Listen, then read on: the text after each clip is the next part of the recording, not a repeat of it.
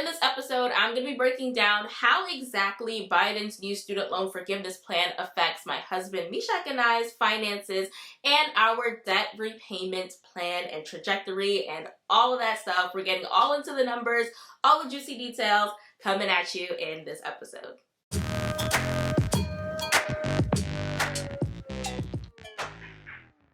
Hey wealth builders, what is up? It's Akiva. Welcome back to another episode of The Bemuse, where we are making sense of all things money for young adults just like us. So if you're into that kind of stuff, come join the family by hitting that big red subscribe button. And while you're at it, click that little notification bell so you never miss me posting new, valuable, fun content just like this. In case you're wondering, where's Mishak? Akiva, what did you do with your husband? He's fine. It's okay. We just wanted to make sure that we were getting you all this new information as this student loan news evolves. We're able to get it to you as quickly as possible. And so he hasn't been able to make the past couple of episodes, but have no fear, he will be back in our next episode. Don't you worry. Now, in talking about how exactly this new student loan forgiveness is going to affect our debt repayment plan, it's helpful to set some context and understand exactly what was our starting point. Where are we coming from? What are the numbers? Where do things stand today? And where are we going? So for context, both Mishak and I went to undergrad, we went to grad school. We graduated undergrad in 2017 and graduated from grad school in 2018. And between the two of us, we had about 23 student loan accounts when I added it all up. So let's break this down. On my end, I had my 8 different loans from undergrad, right? Because I had my direct unsubsidized and direct subsidized loans for each of my 4 years. So that's 8 accounts by themselves. Plus I had 1 unsubsidized loan from grad school and 3 Parent Plus loans for 3 out of my 4 years of undergrad. My dad took out a loan on my behalf. Now, why I'm including this is because basically the agreement was always that I would take care of it. We've since paid that loan back. So I've always incorporated those numbers into our student loan repayment picture. Then on Mishak's end, he also had 8 loans from undergrad, his sub and unsub for all 4 years of school. Plus he even had a Perkins loan, which he actually paid off pretty early in his repayment journey, like before we got married or anything like that. So that was like a couple $1,000s that I know he had as well. And then he also had 2 unsubsidized loans from his grad program.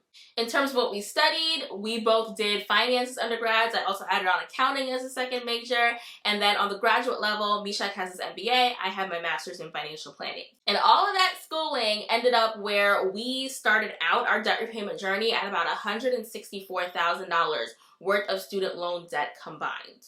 Now, we got married in October of 2020, and really between the time that we graduated or went into repayment 6 months later and October 2020 when we got married, we really were not prioritizing student loan repayments, right? We were just getting settled into our first post-grad jobs, getting our feet wet, saving up for a wedding, which we did successfully. And so paying off student loans was really not a top priority for us in the beginning stages.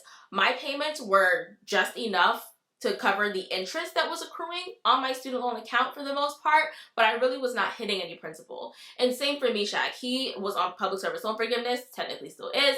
He's on an income-driven repayment plan, and his income back then was still like super low. So his payments were literally like $12 a month. And so that was not covering much of anything. So point being, we really did not start this debt repayment journey until we got married. It's really when our priorities shifted. Okay, now we're past the wedding, we're past other things that we were trying to do at that stage of life. We then turned our attention to our student loans. If you've been following our journey, you'll know that we love to pay down our debt in order of highest interest rate to lowest, debt avalanche all the way. And so our initial goal was really to get rid of our higher interest student loans. Anything that was above 5% was our priority. So when we added all those numbers up, that came out to just over $90,000 worth of student loan debt out of our total 164.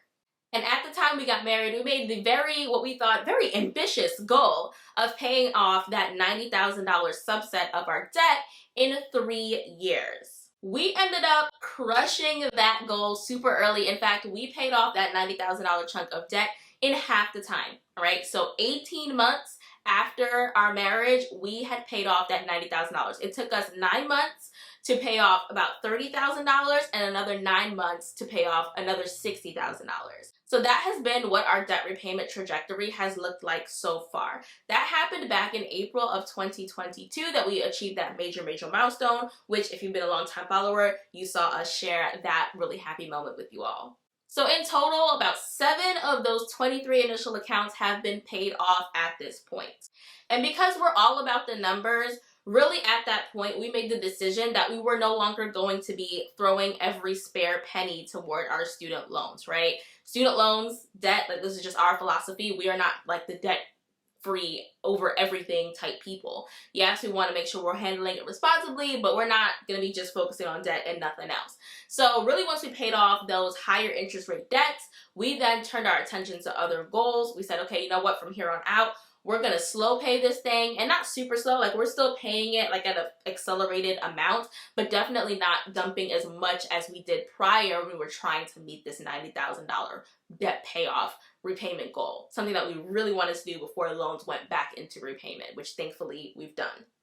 So as of today, our student loan balance totals $72,725. That is how much money we have left to pay on our student loans. And like I said, we really were in no huge rush.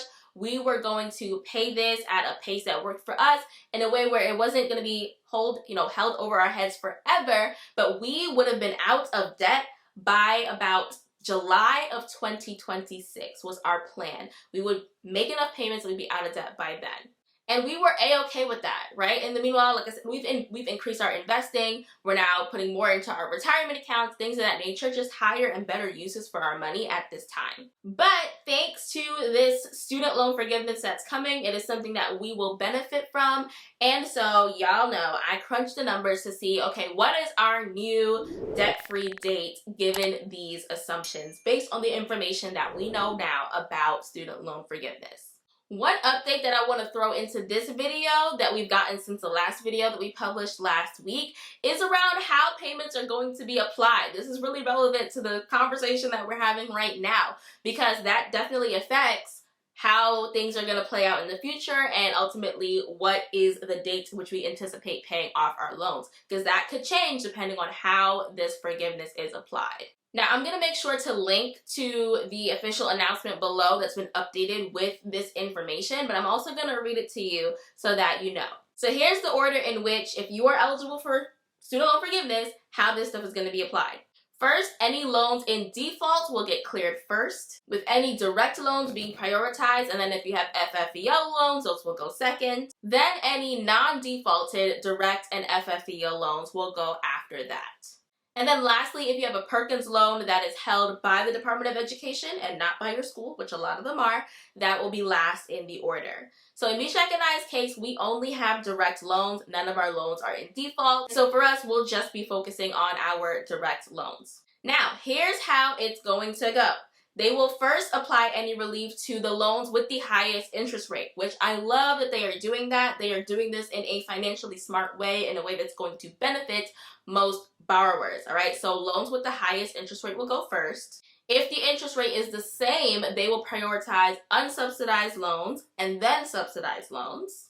If the interest rate and subsidy status is the same, then they will apply it to the most recent loan, which I also love for more on the credit score impact side of this conversation, which we've also made videos on before. And then if all of that is the same, they will then apply the payment to the loan with the lowest balance. This is where I think they took a wrong turn. I think they should have done highest balance first, personally, to make it the most, mathematically effective way. But overall, I think this is a really cool plan as to how they're planning to apply these payments. So as you all have heard already, I'm sure some people are eligible for up to $10,000 of forgiveness. Some people are eligible for up to $20,000 of forgiveness. And you only are eligible if you have student loans and your income is below certain thresholds. Spoiler alert, not really a spoiler alert, y'all know this, we don't make that much money. So we both qualify for full student loan forgiveness. For me, I did not get any Pell Grants as a student, so I will be getting $10,000. Mishak did get Pell Grants when he was a student, so he will be getting $20,000 of student loan forgiveness. So combined, that is $30,000 of student loan forgiveness that is coming our way. So I mentioned that right now our balance is $72,000 and some change. So basically we're going to see that drop in a few short months, hopefully to just over $40,000 that we still have left to repay. Now back when we thought it was just going to be $10,000, I ran the numbers as in $10,000 each, and even given those assumptions, our timeline would be sped up by 14 months, y'all. Okay? 14 months sooner is when we'll be done paying off our loans. I'm looking down because I'm going to make sure I give you all the right dates and the right information. So, as I said, without any student loan forgiveness, we planned to have been done paying off our loans by July 2026. With $20,000 of forgiveness, we would have been done by May of 2025. And now that we know that we're getting $30,000 in forgiveness, that timeline moves up to September of 2024. So 2 years from now, y'all, we will be student loan debt free. All right? The only debt we'll have left is our mortgage. And as we said before, don't look for no updates on that because we ain't fast paying that, not a single penny, okay? So that is, with this forgiveness, we have jumped all the way from July 2026 to September of 2024, given the amount that we plan to pay each month. Okay, so a whole almost 2 years ahead of what we had scheduled. So some questions that you might have, some thoughts that we had too was, first of all, is this the right decision, right? Do we want to kind of take that money and do something else with it, right? We finished paying off our high interest rate debt. Our money is probably better used putting it into the markets, doing different things with it, right? So again, this isn't necessarily like the 100% most optimized financial decision, right? What we could have done instead is request a refund for the payments we made so far so that any forgiveness that we get can actually go toward the higher interest loans and we can take that money and do something else with it. However, after talking, we just figured that, hey, you know what? We're not even going to stress it. We're just going to let this forgiveness be what it is, let it get applied how it gets applied, even though it's lower interest rate debt. We're not going to stress about it. We're just going to speed up our timeline in that way. So that is a conscious decision that we made because we could have requested a refund of our payments and, kind of let that forgiveness go to higher interest rate debt and use the money to do something else that might have been a better financial decision. But instead, we're just going to let it do what it does. Another thing you might be thinking is, okay, how are you coming up with these dates, Akiva? All right, listen. If you haven't heard me talk about it yet, I will tell you again about the spreadsheet that runs my debt repayment life, okay? I will link it in the description box below. It's the Vertex 42's debt reduction calculator. I think it's the best thing since sliced bread, personally. But that is exactly, I can go in there, change up the numbers, change up the assumptions, and it will literally tell you exactly the month and year when you are scheduled to be debt-free. You tell it how much you're trying to pay, you tell it the interest rates, all of that stuff, and it'll show you a nice, pretty amortization table that tells you, here's when you're planning to be debt-free. All right, so go ahead, use that as a resource. That is how I am calculating and making these projections. Because I think a really big part of this whole debt repayment story is knowing when you're going to be done, okay? We're shoveling all this money toward these big goals and not really seeing the light at the end of the tunnel. So for us, it's kind of like now we see the light, right? We see that if we really double down, we stick to our plan. And that's not to say our plan won't change at all. But as of our current plan, we know that in 2 years, we have that free cash flow to make different decisions. And so I think this gives us an incredible peace of mind. We're going to, of course, continue to watch how things play out.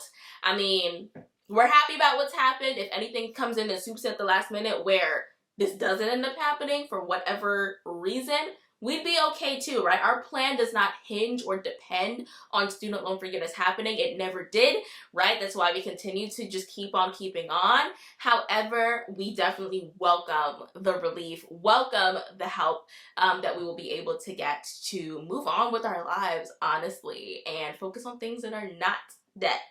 And if you want to get an inside look as to exactly how Mishak and I manage our finances in a holistic way, that we've been able to increase our net worth by about $180,000 in a 3-year time span without making 6-figure incomes, I would love to invite you to join our free webinar. It is called the Financial Freedom Formula, How to Build Wealth Without a 6-Figure Salary. The link will be down in the description box below. You do not want to miss it. I promise you, you do not want to miss it, and I hope to see you there.